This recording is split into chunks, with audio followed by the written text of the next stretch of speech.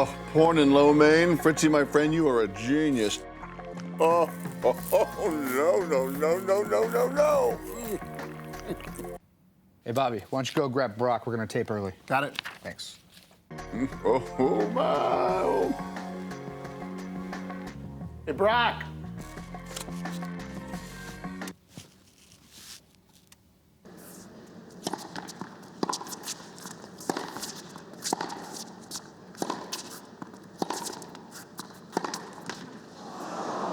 Can I get 5 minutes? No, Brock. The box score starts now. I don't know a lot about sports, but I can drink a lot of beer. My motto is simple. C's get degrees. Need a long, inappropriate hug? I'm your man. I think I'm smarter than you because I probably am. Howard Collins for box score.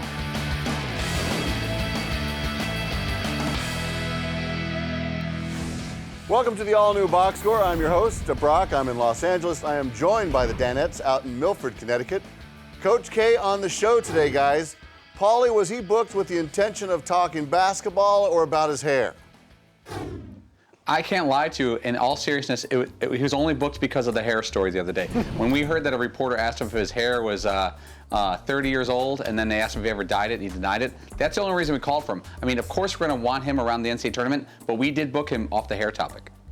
Well, DP did some of his best work trying to get to the bottom of things. Let's take a look. Have you ever dyed your hair? No. Has anyone ever dyed your hair for you? No. That's a good point. You know what? That's really good. Now you're sounding like a lawyer. I love this grilling, this cross-examination that you're giving me. Is that your hair? Yeah, it's my real hair. Well, I'll tell you what, we really got to the root of the story there. Oh. Anyone see what we did Nice. there? I have to tell you, it's one of my favorite things about the show is that we don't talk basketball. We'd rather talk hair. And if he dyes his hair, which I'm not saying that Coach is a liar, but that man has got an amazing head of hair, and I don't know how it stays that color. So the genetics in the Krzyzewski family are ridiculous. Well, McLovin, Seton, if Coach K's appearance got your basketball juices flowing, it sure didn't show. Looking at this horrible game of one-on-one here, what's going on here, McLovin? Well, there's a net, so the cameras don't get ruined by the basketball. And we tried trick shots around it. I'm too old and slow to actually play real basketball, so I figure if I look like I'm screwing around and it happens to go in, I'll look good, but it kind of is like a cover-up for how bad I really am. Yeah, it's like the old, I'm just going to act like I'm joking here so I look bad on purpose, even though it's really no ability. And if one of them had gone in, I would have been like, I am the greatest basketball player of all time. Paulie, you also showed us why you're not likely to pick up a basketball anytime soon. Wow. Just lilting across the room. Seton, is this actually considered fast for Paulie? Yeah, he's moving at a pretty good pace there.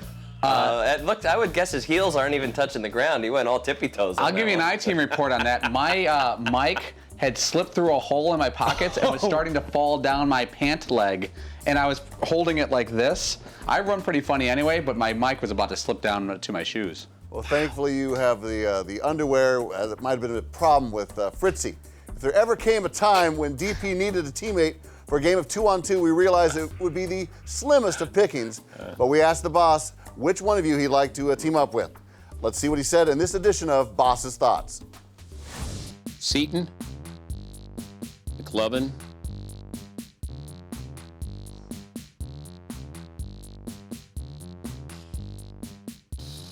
Paulie, then Fritzy, I guess.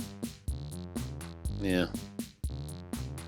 I mean, I'd rather not pick either one of those two, but if I have to, I'd go Paulie. He's got one move. He's competitive, stronger than what you think. And Fritzy, who knows health-wise, I can't have him out there. So, yeah, take Paulie.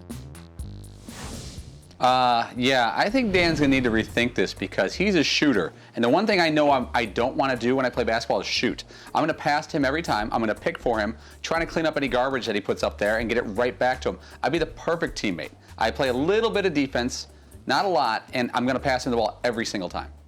All right. Well, we wish you success in March Madness, that is. Okay, coming up, The Danettes draft supermodels, and we'll see why Coach K's appearance gave us a little inspiration. More on that after the break.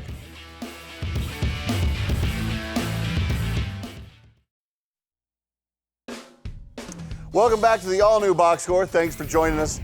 Well, guys, having Coach K on the show gave us an idea. First of all, can you spell Krzyzewski? Let's go with Fritzy. K-R-Z-Y-Z-E-W-S-K-I. I've written his name down enough times in my wacky notebook. I was gonna ask you if you had it abbreviated. Okay, well, that's absolutely correct. Well, there's no doubt that you're all huge sports fans, but how well do you know the players that you root for? Time for you to put your spelling knowledge to the test, and the first ever Danette Spelling Bee. Oh dear. Fantastic. This is terrible. Okay, let's start in the back row. Fritzy, being a huge Broncos fan, this should be a layup for you. Give us the correct spelling of wide receiver Demaryius Thomas. Okay, D-E-M-A-R-Y-I-U-S,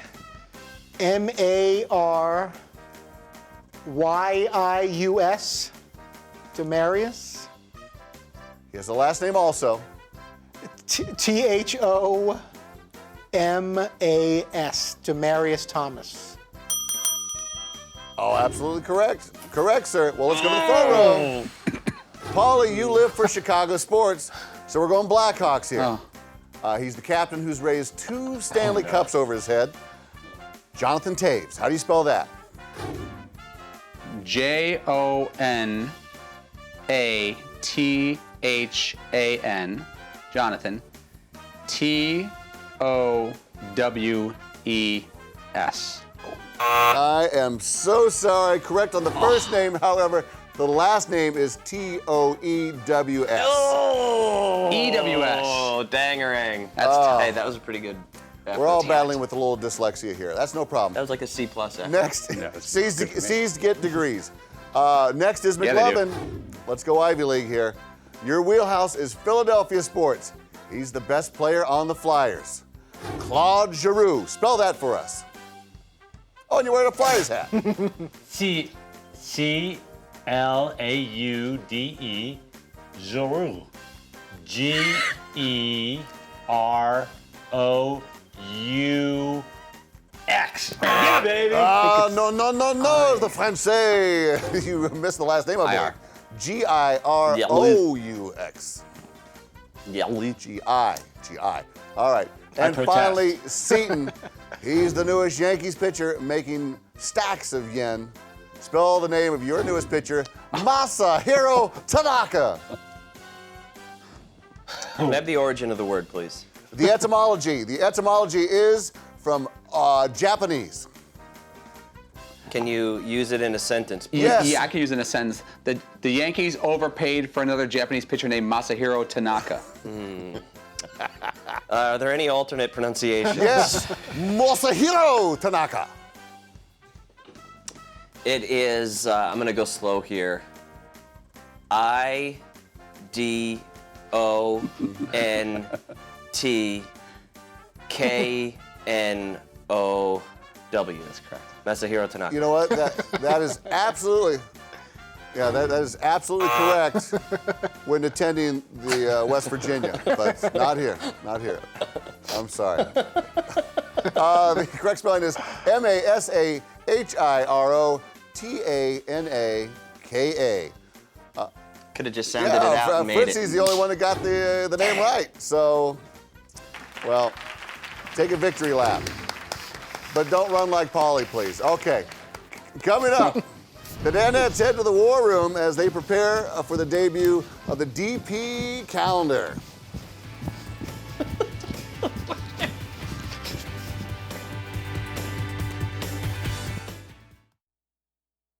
Remember when the business people brought up the idea of a Danette calendar? Mm-hmm. Well, apparently one might exist already. Toozers? Whoa. Oh, my goodness. Fritzy, circa 1989, was in a calendar shot, apparently. Wow. You look like kind of a heavier Dave Matthews there. Welcome back to the box score, the all-new box score. I'm Brock. Seaton, riddle me this. How did a picture of Tubby Dave Matthews inspire the DP show calendar? You know, it's one of those things that all of a sudden, who knows where we get from point A to point D, but somehow we make it there to, from, I think, was that Burt Young, McLovin? I'm pretty sure it was Burt Young. You said it's Burt Young. I have no idea. Somebody's got to who get that on the was. internet. They don't believe that Burt Young ever looked like that. And you think that Dan believed that was actually a photo of me back in the day? Dan thought posing it was for a Todd. calendar or a Do magazine? we all agree that Dan thought that was Todd? I think he was playing along Yeah, I nicely. think he was probably playing. I sure hope so. He said to Todd, when did you do that? So I thought he was playing along. That would be frightening if he thought Nonetheless, that was actually me posing. then McLovin came up with a great idea of us doing a Danette calendar, and I think a listener suggested that maybe we pair a Danette with an actual model, and then we can accomplish sort of, 2-for-1 with the calendar. We can laugh at us and also, get to look at these just beautiful women. So. All right, well, Paul, you guys decided to have a supermodel draft then, correct? We did. Fritzy went first. Fritzy, who'd you have as your number one pick? Not a shocker. I was very excited to go with, for the number 1 overall pick, the lovely and talented Adriana Lima. So I was very excited to open up that little piece of paper from the hat and see the number 1 so I can get my girl Lima. How about your second round pick? Second round pick was... Are they stuck together? The lovely and... Not stuck together yet. I can't make any promises about later. Bar Raffaelli. The lovely and Jewish Bar Raffaelli. So I'm very proud of these 2 picks. Now, Brock, second pick. I knew where Fritzy was going, so I really had the whole board to myself. Genevieve Morton, I think she's South African. I know she's hot. She's a lot of fun. It was a sure thing. And I also had to take her early because I knew Seaton's a big fan. I knew Dan's a big fan. I did not think she'd last until round 2. Bit of a shocker. Round 2, I wanted to go Kate Upton. You know I'm a fan of the curves. I mean, let's not kid each other. Nina Agdal, she's not... She's nothing to sneeze at. She's fantastic. So I'm very happy with my team. Seaton, who were your picks? Did we get those? And by the way, Brock, real quick, I think this really shows the ladies the production value we're going to have when we do a calendar shoot. Black and white, no HD, fuzzy. Yeah, looking. No craft services. Yeah. This is going to be a great time for them. Blurry black and white yeah, pictures. I had number 3, and I was very happy that Brooklyn Decker and Chrissy Teigen both fell for me. But that's a tough choice because I consider them both friends, and they're awesome people. They consider you friend. Yeah, a friend. I'm totally in the friend zone. You go shopping together. But I don't know if you guys know, I made Brooklyn Decker famous, even before Dan made famous. In 2005, I produced a video where she picked football games. She was 18, and that's how she went on to that's how she got on the Dan Patrick Show, and she met Andy Roddick. You made her a star, basically. I made her well, Dan claims credit for that, but I kind of did. It's actually you. Who's My your second pick is Sonia Rada out of Harvard. Now, I met her actually one time when I was on the plane that goes from New York to Vegas, and she couldn't have been meaner, to be totally honest. I know she's not watching, so I have no problem saying that. I'm like, I went to Dartmouth, you went to Harvard. Let's chat. She's like, get away from me. Let's nerd. not. Did you start talking Rousseau and Hobbes and Locke and I mean, political seriously, theory? I'm like, second of all, you think your swimsuit career is going anywhere? You might as well just go work for Goldman Sachs. Wow. Sorry, it's true. Good Lord. Okay, well, I was lucky enough. I thought Genevieve Morton would have fallen down to the 4 spot, so I was almost positive with that. I was shocked when I got to pick up this unknown beauty, Chrissy Teigen, right there, longtime friend of the show, who is about as good looking as it gets and is a ton of fun. So we'd have a great time in the Maldives or wherever we end up, whatever that place is called. Speaking of tons of fun. Speaking of tons of fun, the real shocker, and I don't even know that a lot of us realized she was still available, Dan, with the next pick, picked up 2-time cover model Kate Upton. That picture right there sort of speaks for itself, doesn't it? Then Dan sort of went 2 for bombshell-wise, sexual tension on set, Heidi Klum. One of Dan's funnier lines, actually, is that he's going with Heidi Klum because of all the sexual tension. Dude is absolutely out of his mind. And then I was sort of pressured into my pick, not saying that I regret it by any means, but I sort of panicked and looked up and said, I need Marissa Miller. That's who I want. And yeah, she's bombshell surfer type that I'm all about. Brock, whose draft do you like the most? You had to pick one. Oh my God! You know what? I'm going to go with you, Pauly. And I don't even know why to say this. I was staring at the monitor, and I was hypnotized by yours, and had the producers yelling at me. I have no idea what's going on right now. I was absolutely mesmerized by your draft. Fritzy, do you have a little Thanks, dance buddy. for us or a pose you can give us? Calendar pose. You're gonna see that in a post office near you someday. Oh, Chris Hansen just walked in. there we go. Oh my God. We all need a bath. I'm now. sorry, my phone's vibrating. I think more Amber Alerts. More Amber Alerts are going off. Okay. McLovin, do you have a pose for us? I don't know if I can top that one. But I do a thing I like to call, Brock, the sexy librarian. Okay. Whoa! Whoa! All right, see, let's see your pose. Man, I like to go, well, it's all about the eyes. I get down. Oh my. Oh my, oh my. We got a lot of that coming, ladies. It's like a little Batman. Wait till they get a load of me. Paulie, slam Blue Steel on us, would you? Well, actually, I do a thing where I'm napping, and I just kind of lay like this. I'm actually napping, but I look kind of comfortable and cool. All right, well, narcolepsy never looked so sexy. Coming up, it's last call here on the box score. Don't you go anywhere.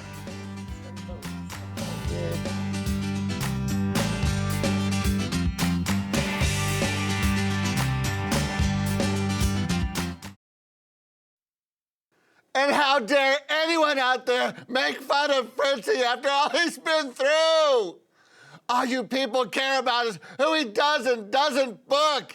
He's a human! What you don't realize is Fritzy is booking all these guests, and all you do is say a bunch of crap about him. He does mock headlines, but that's never enough. All you people want is more! Leave him alone! You're lucky he even calls anyone for you bastards! Leave Fritzy alone!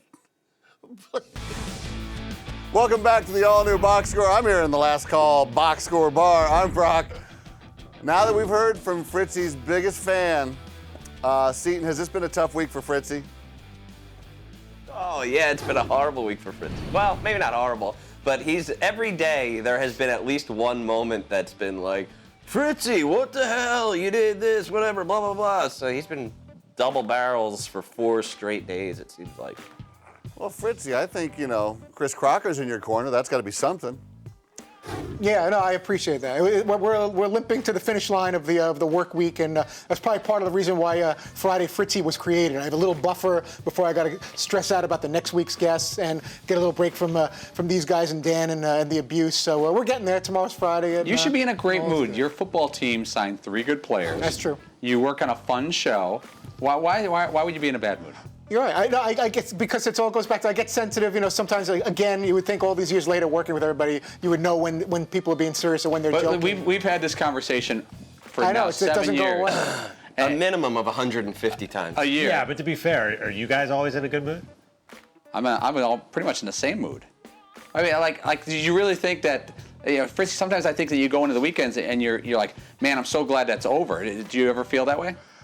It depends on just how the work week goes. I put a lot of pressure on myself with the guests. If I thought we had a good week of guests and things went well and the show was successful and there were no major snide remarks or comments, then I'm usually a lot better. But sometimes there are things that are said, especially that Dan may say where he thinks he may be joking and maybe he is, but that'll stay with me for a while and that can determine my mood for at least part of the weekend. Some of it's my own immaturity. Some of it's guys know how to get under my skin and take advantage of that. And I get worked up. Okay, let's take a breath there. Just under. Fritzy, the boss noticed your shirt today, and you proceeded to make him angry. Let's see how that went. And Fritzy's got his Broncos orange blouse on today. Yeah, it's pumpkin-y orange. I was looking for something in the closet because you banned me from wearing Broncos gear, so this is the best I can do. Will the Broncos win the Super Bowl next year? The Broncos will not win the Super Bowl. Wow. You're the worst fan ever. I know where to leave Ward. I'm not prepared to say that, partly because I don't want to jinx them, but I'm not convinced yet. It didn't help in previous years when you were trying not to jinx him.